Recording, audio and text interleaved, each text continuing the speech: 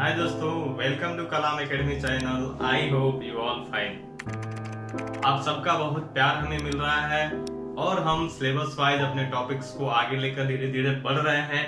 आज हमारा टॉपिक्स है नेचर ऑफ फिजिकल लॉज, जो 11th क्लास के फिजिक्स के फर्स्ट चैप्टर का टॉपिक है।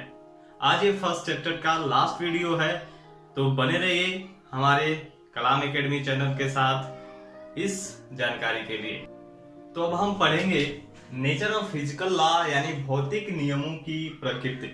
यानी जैसे हम देखते हैं इस प्रकृति में बहुत सारी नियम फिजिक्स के अंतर्गत हमें पढ़ने को मिलते हैं। तो आखिर ये सब नियम किस बेस पे हैं और क्यों हमें वो नियम बनाना पड़ता है, और ये सभी चीजें हम देखेंगे।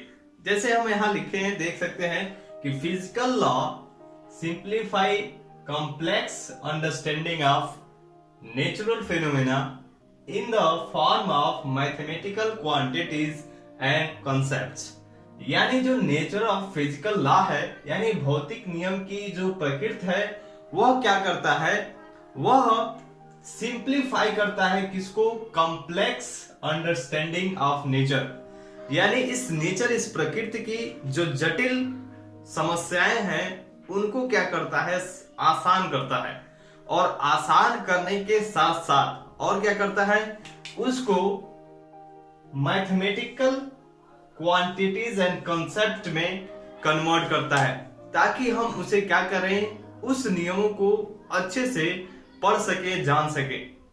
यह सब नियम हमारे प्रकृति में ही विद्यमान है, और हमारी जो प्रकृति है इसमें होने वाली घटनाओं पे ही ये सभी नियम बेस्ड हैं।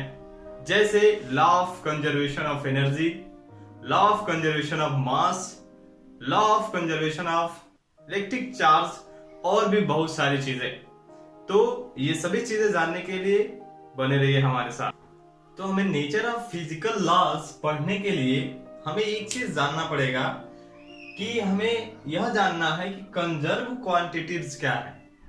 कंजर्वेटिव लॉज को जानने से पहले हमें यह जानना पड़ेगा कि हाँ, ये आखिर ये कंजर्व क्वांटिटीज होते क्या है, यानी जो संरक्षित राशियां हैं ये क्या होती हैं। जैसे some special physical quantities however remain constant in time are called conserve quantities.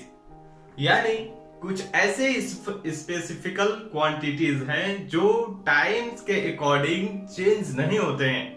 यानी ऐसी क्वांटिटीज जो टाइम के साथ साथ चेंज न हो, कंजर्व क्वांटिटीज यानी संरक्षित राशियां कहलाती हैं। और कुछ ऐसी राशियां होती हैं जो टाइम के साथ चेंज हो जाती हैं, लेकिन जो चेंज नहीं होती हैं वही क्या है, कंजर्व क्वांटिटीज हैं। और इस कंजर्व क्वांटिटीज के बेस पे ही हम 5 कंजर्वेटिव लॉज को डिफाइन किए हैं, और हम उस 5 कंजर्वेटिव लॉज के बारे में अब पढ़ेंगे। तो अब हम बात करने वाले थे कंजर्वेटिव लॉज के फर्स्ट नियम के बारे में, जो है law of conservation of electric charge, यानी विद्युत आवेश संरक्षण का नियम। इसमें क्या है, the law of conservation of charge states that electric charge can neither be created nor destroy.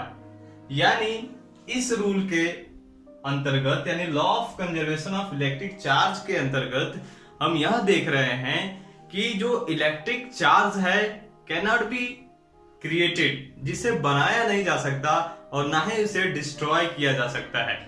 किया क्या जा सकता है, उसे ट्रांसफर किया जा सकता है एक फॉर्म से दूसरे फॉर्म तक। जैसे कोई भी यदि क्लोज सर्किट है, ऐसे कोई बंद परिपथ है, और तो इसमें जो इलेक्ट्रिक चार्ज है, इसमें जो इलेक्ट्रिक चार्ज है,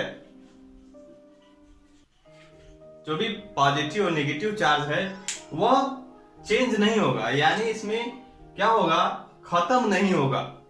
ठीक है, यानी इसमें जितने चार्ज होंगे उतना ही इसमें रहेगा। कब यह क्या हो सकता है कि जब हम इससे कोई दूसरी चीज ऐड कर दे इसमें, तो यह क्या होगा, चार्ज ट्रांसफर हो जाएगा। ये किससे, एक अवस्था से दूसरे अवस्था में। इसीलिए कहा जा रहा है कि चार्ज को ना ही क्या किया जा सकता है, बनाया जा सकता है और ना ही इसे खत्म किया जा सकता है। जैसे हम कोई ग्लास रॉड ले लें, कोई ग्लास रॉड है, ठीक है, और कोई नायलॉन क्लॉथ है। जब हम इन दोनों को एक दूसरे से रब करते हैं तो इस ग्लास रॉड से क्या होता है, इस नायलॉन क्लॉथ पे इलेक्ट्रॉन चले जाते हैं, यानी, और ये जो ग्लास रॉड है वो क्या हो जाता है, पॉजिटिव, और ये हो जाता है निगेटिव। तो इसमें क्या होता है, चार्ज ट्रांसफर हो रहे हैं, बल्कि यह नहीं हो रहा है कि चार्ज क्या हो जा रहा है, नष्ट हो जा रहा है, खत्म हो जा रहा है। तो यह है law of conservation of electric charge, यानी विद्युत आवेश संरक्षण का नियम।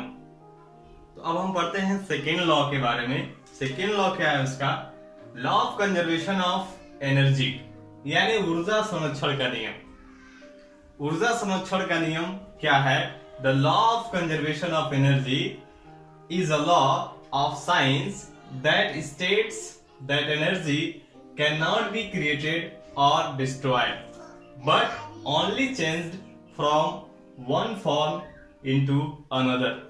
यानी इसमें भी हम वही चीज देखेंगे कि क्या हो रहा है, law of conservation of energy में जो कंजर्वेशन ऑफ एनर्जी है वो क्या है, उसे हम क्या कर सकते हैं, उसके स्टेट को सिर्फ चेंज कर सकते हैं, न कि उसे खत्म कर सकते हैं। जैसे हम क्या देखते हैं कि हम यह देखते हैं अपने डेली लाइफ में, जो वाटर है इससे हम इलेक्ट्रिक प्रोड्यूस करते हैं।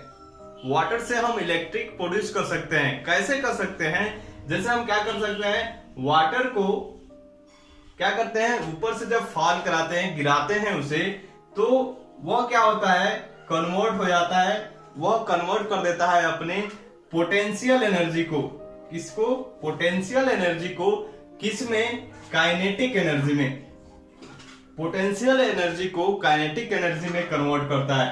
और यह काइनेटिक एनर्जी क्या करता है, एक टरबाइन पे उससे हम क्या करते हैं, गिराते हैं, यानी टरबाइन का यूज करते हैं, और उस टरबाइन से क्या करते हैं, हम इलेक्ट्रिक प्रोड्यूस कर सकते हैं।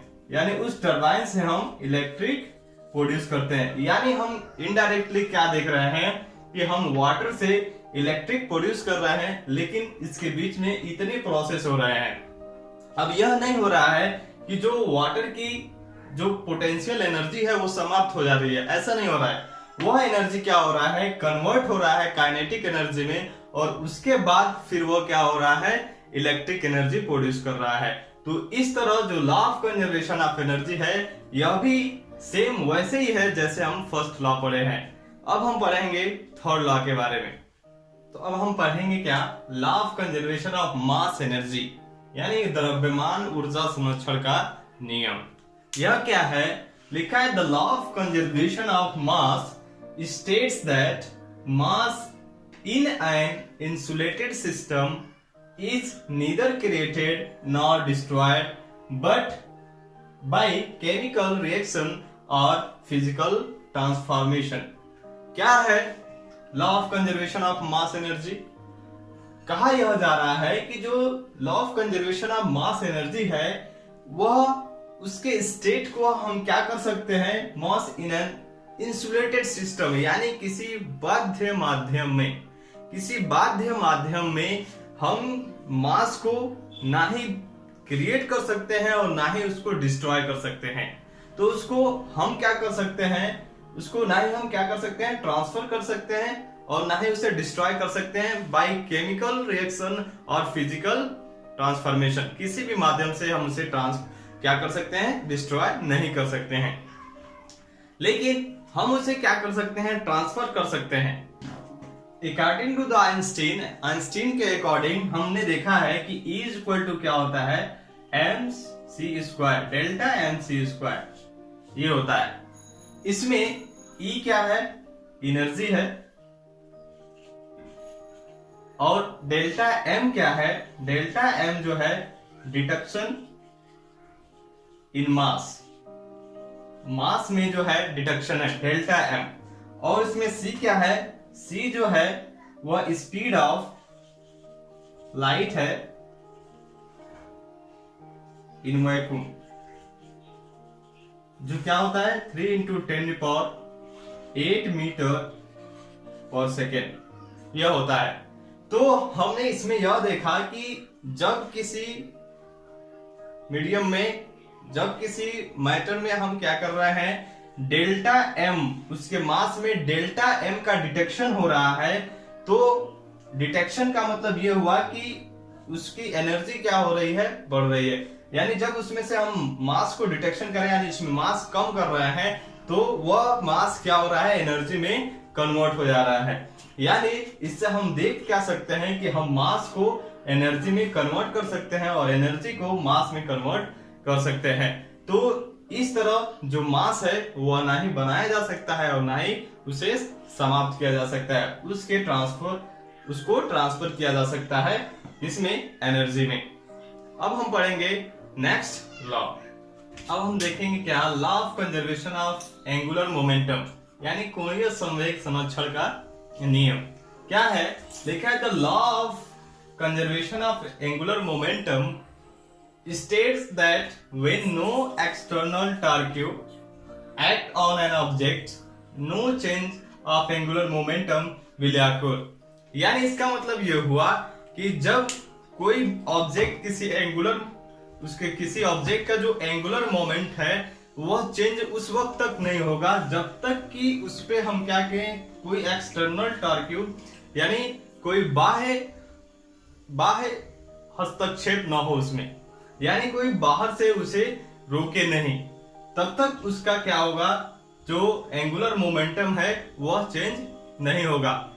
एग्जाम्पल आप देखें, जैसे जो अर्थ है वह अपने एक्सिस पे स्पिन कर रहा है, मूव कर रहा है लाखों सालों से। क्योंकि उस पे कोई भी एक्सटर्नल टॉर्क नहीं लग रहा है और इसलिए उसका जो एंगुलर मोमेंटम है वो नियत रह रहा है, बदल नहीं रहा है। तो यह है आपका law of conservation of angular momentum. अब हम पढ़ेंगे नेक्स्ट रूल। बात करते हैं हम law of conservation of momentum, यानी रेखीय संवेग संरक्षण का नियम।